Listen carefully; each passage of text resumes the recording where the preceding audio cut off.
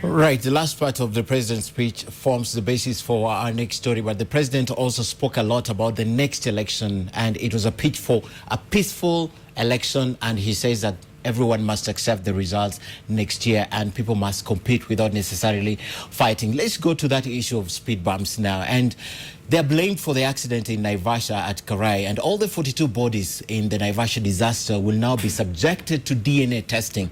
36 of those bodies are lying at the Chiromo Mortuary, while 6 are at the Kenyatta University Mortuary. The director of the National Disaster Center, Kigotho, says bodies will be released for burial after 2 weeks. Meanwhile, families are still flocking at the Chiromo to identify loved ones.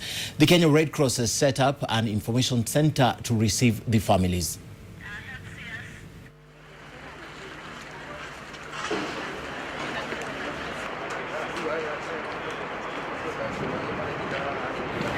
And of course, you know, the death toll in that accident in Naivasha has now risen to 42 after one other person succumbed to his injuries while undergoing treatment at the Kenyatta National Hospital.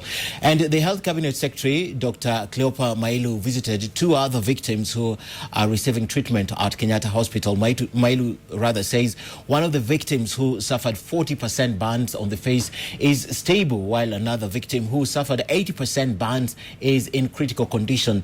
The Health CS has lauded nurses at the Kenyatta National Hospital for opting to help the injured despite the ongoing nationwide nurses strike. Mailu also visited the pediatric and emergency units at the hospital.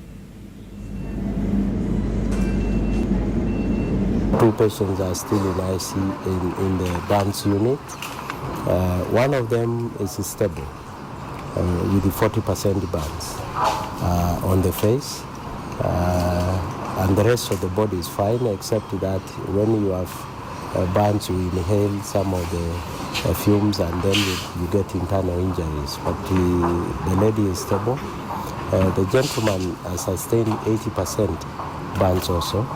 And generally the condition in Kenyatta, especially the emergency department, 2 days ago, very few patients were coming through, less than 10.